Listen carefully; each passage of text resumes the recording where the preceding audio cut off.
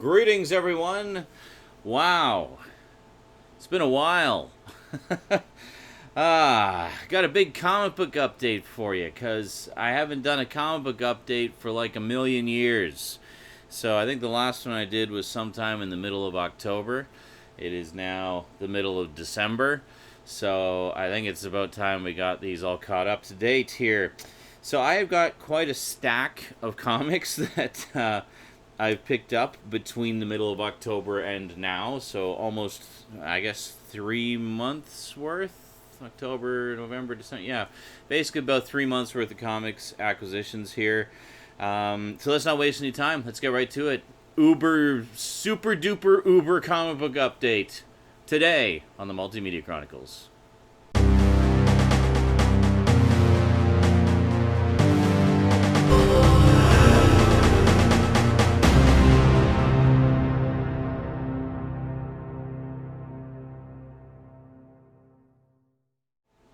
Welcome back. All right, let's get right to it. So first up, lots of stuff adding to the ongoing collections here. Picked up issue number 14 of Invader Zim. Issue 15 is out now. Actually, I need to get that. And then, of course, picked up issues 20 and 21 of Gem. So this is continuing the 5-part Enter the Stingers storyline, introducing the third band into the mix. And then picked up issues 2 and 3 of Big Trouble in Little China and Escape from New York. Let me just give you a look at the wraparound cover there. There we go. Pretty nice. Gotta love this. This series is a lot of fun. If you're a fan of either franchise, I definitely recommend it. Boom Comics has been doing great things with both franchises. They, of course, both had their own ongoing series, both of which are done now. Big Trouble in Little China ran for 25 issues. Escape from New York ran for 16. They're doing trade paperbacks of both of them, and I'm sure there will be one of this collection as well when it's all done. And then picked up issues 5 and 6 of one of my recent post-apocalyptic craziness favorites, Wacky Raceland. Of course, the update / reimagining of the classic Hanna-Barbera cartoon, The Wacky Races. Very different, obviously. I've talked about this before, but really, really liking this a lot. And then picked up the next couple issues. One of the other reimaginings, we got Scooby Apocalypse, number 7 and 8. Very nice indeed. Definitely enjoying that as well. There's alternate covers for almost all of these. It just seems to be the thing now. I remember back in the 90s was when they started doing alternate covers for things, and now it just seems to be the norm. A lot of the time, it seems like every title out there has, a bunch of different covers. So I don't go for that. I don't really care. For me, if it's something where I really want to have everything and I really want to just go all out and support the release, or if there's other additional material or what have you, I'll pick up the trade paperbacks. Even if I'm collecting the individual issues, I'll pick up the trade paperbacks to further support that release. I'm probably not going to do that with all of these because that'd be a lot of trade paperbacks, but certain ones I do. Next up, picked up issue 6 of Future Quest and issue 6 of Future Quest. Yeah, I forgot I bought it, so I bought it twice, and I'm going to give the duplicate to Rosie. And then finally picked up one I didn't already have, issue 7 of Future Quest, and there we go. So, very nice indeed. Alright, that's, why is that so freaking bright? Hold on a second. Oh, look at that. You can actually see shit now. Holy moly. I don't know what went on there. I think I might have had the, now I'm all dark. Whatever, you can see the comics. That's what you're really here to see. I think I had the brightness kind of cranked a little bit to show the Halloween stuff a little better. Just quickly give you another little look here. So that's those ones, and that's those ones. And that's those ones. and that's that one. So there you go. Okay, good. Excellent. Fantastic. We got it. We got this. We got this by the ass. Alright, so put that there, and put that there, and this here, and here, and here, and here, and here. Now they're all out of order, but who cares? Whatever, I'll sort them out later. Alright, next up, picked up issue number 4 of the Flintstones, celebrating the love of Fred and Wilma. And then picked up issue number 5 of the Flintstones. This is the election special. It's the Bedrock election, so kind of doing a timely parody there of recent goings-on. And I also picked up issue number 5 of the Flintstones. This is the problem when you're buying stuff like well before you sit down and actually read it. Sometimes you forget which ones you've already got. Also when you're collecting a whole bunch of stuff at once. And then, of course, I picked up issue number 6, which just came out recently. Really enjoying the Flintstones.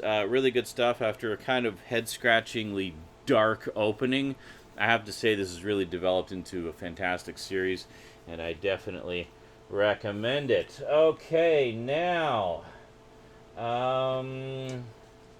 hold on a second. Yeah, before we get into these ones, let's take a look here. All right.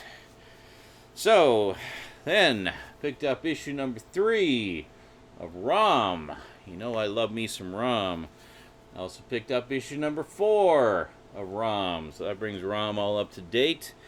Then, you remember how I missed an issue of the Micronauts? And I was like, damn it.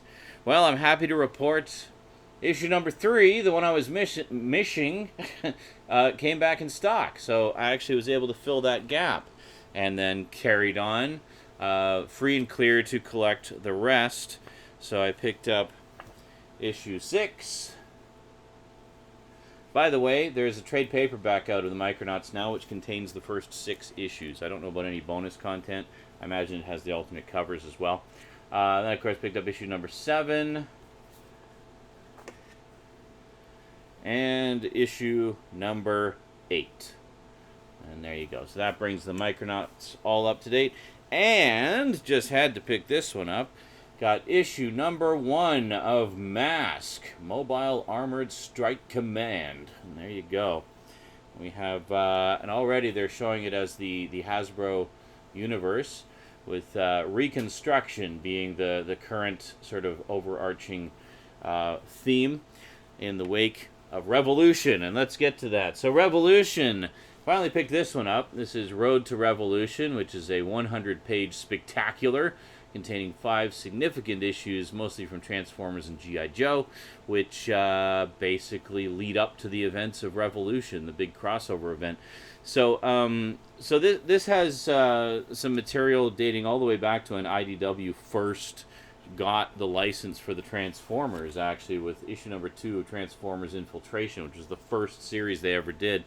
And then it includes some of the early G.I. Joe stuff as well. So basically, up until the events of Revolution, the Hasbro sort of crossover universe comprised entirely of Transformers and G.I. Joe, and that was it. Because, obviously, that's their 2 biggest franchises by far. But now that Hasbro basically owns every major 80s toy franchise ever, they're able to do crossovers between all of them. So, also picked up, God, these are all out of order. So I got Mask. These are the Revolution one-shots here. So I got the Mask one-shot. This is actually the first appearance of Mask, by the way, in the IDW universe. This is the second appearance here. Well, I guess technically speaking, their first appearance was in some of the pre-Revolution backup features. Then we got Revolution Transformers, another one of the one-shots. Got Revolution issue number 4, so this is the main Revolution series. And then we got Revolution G.I. Joe, another one of the one-shots. There's 13 issues total, 14 if you include the Road to Revolution thing, in case you're wondering. Got Revolution Action Man. By the way, Action Man #1 just came out. I might actually grab that because I like what I've seen of that so far. Then we got Revolution Transformers Till All Are One. Got Revolution Transformers More Than Meets the Eye. I'm not showing these in any correct order, by the way. There is a reading order you want to read them in.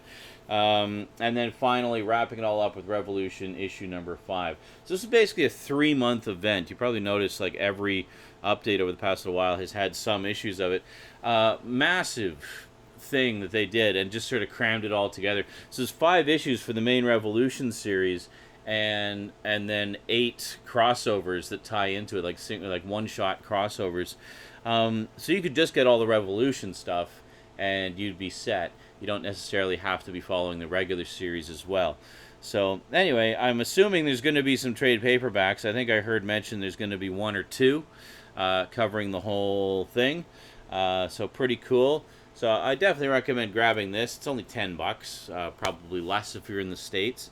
And it does include some pretty notable stuff. And it kind of serves as a nice little primer to the IDW takes on those classic characters from Transformers and G.I. Joe.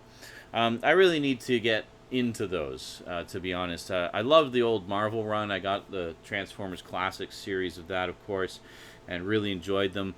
And I've heard nothing but good things about IDW's Transformers and G.I. Joe. Actually, they got, on both of them, Transformers, for a long time, they had Simon Furman, who was considered one of the all-time great Transformers writers. Started with Transformers UK and then eventually became the main writer on the US series. And then they got Larry Hama to do the main G.I. Joe series. I mean, he's the guy for G.I. Joe all throughout the 80s. He wrote pretty much every single issue except for, I think, the first couple of the original Marvel series, and a good chunk of the IDW run now, too. So, pretty cool stuff. So I definitely want to check out all of those at some point. All right, last but not least, picked up a few trade paperbacks and graphic novels here. So this one I read a long time ago. I actually really enjoyed the movie. I wanted to reread the graphic novel before I rewatched the movie. I know there's some special editions of this out. I didn't want anything fancy. I just wanted a nice reading copy. So I picked up just the basic trade paperback. Got V for Vendetta. Yes, the original graphic novel. So very cool stuff. I've not read this in probably about 15 years. So definitely looking forward to checking that out again and rewatching the movie. And then next up, I picked up 3 here. There was the local comic store has a bargain rack where they've actually got graphic novels, hardcover and softcover, by the way. I just got some softcover ones, but they're on sale for $10 each, or 3 for $25. So I was like, that's pretty good. I mean, any one of these would have been more than that to begin with, so would have been more than like 25 to begin with. So I kind of went over the shelves and I grabbed 3 that grabbed my eye. So first up, I picked up The Warlord, The Saga. Now this is a recent sort of, I guess, reboot of Travis Morgan, The Warlord, which is Mike Grell's classic character from the, I guess, 70s and 80s. I've never read any of the original series, so this will actually be my introduction to the Warlord. I really wish that they would put out some kind of trade paperback editions of it. There was, I think, a big-ass omnibus at one point, but way out of my price range, and honestly, those omnibuses are such a pain to read. I'd much rather just get nice, trade paperback, comic-sized ones. But they did put out I think a spotlight collection of reprints, but it's the ones that are all black and white. I want it in its original color, like as originally presented, just beautiful color. So anyway, this looks really awesome. It was a 6-issue miniseries. This has all 6 issues, so definitely looking forward to checking out. Because as you know, I've been really enjoying the reprints of Mike Grell's Green Arrow series. So I mean, it'd be great to see a collection of his original Warlord series. Next up, I picked up Ender's Shadow, which is the 10-part comic book adaptation of the novel of the same name. As you may recall, I really enjoyed the novel, so I was really curious to see what the comic book take on it would be. They did do Ender's Game as well. I looked. They didn't have any in stock, so I'm probably going to have to special order that at some point. But, yeah, so Marvel started off, I guess they were intending to adapt the whole series, and for whatever reason they stopped. This probably just wasn't selling as well as they'd hoped. So yeah, so they did Ender's Game and Ender's Shadow, which if you're only going to do 2, that's a good 2 to do because they tie in together very directly. I really enjoyed both Ender's Game and Ender's Shadow as novels, and looking forward to checking this. I actually did read the first issue of this just when I picked up the book, and so far it looks to be a very faithful adaptation. I actually am really digging it a lot. So that's good. And last, but certainly not least, wow, I'm surprised we've been able to do this update as fast as we have, considering how much there is. I've had my eye on this for a while. I actually have the complete original run of this series, every single issue they ever did. I've always loved it. I've always felt it's really underrated and underappreciated, and at some point I want to do kind of a spotlight on it for Comic Book Wednesdays. We have Volume 1 of Strike Force Morituri. The basic premise here is Earth has been invaded by aliens, and the way the government decides to retaliate is their weapons are useless, they're just unable to defend themselves, is they come up with this process called the Morituri process, where basically they're able to give people superpowers. So the idea is to create superpowered beings to go off and fight the alien horde, kill as many of them as they can, and just try to turn the tide in the war. However, there's a catch. Because of the process, it basically awakens latent abilities in the person's body, and it sends their metabolism into overdrive. So they literally just burn out after a while and die. So it's a fatal process. Depending on how powerful the person's superpowers are, kind of determines how long they will likely live. Lower powered beings, people tend to last longer than higher powered ones. But the thing that was interesting about this is they actually did the issue, or the comic was published monthly, and they sort of had it take place in real time. So each issue that came out, a month of time would have passed.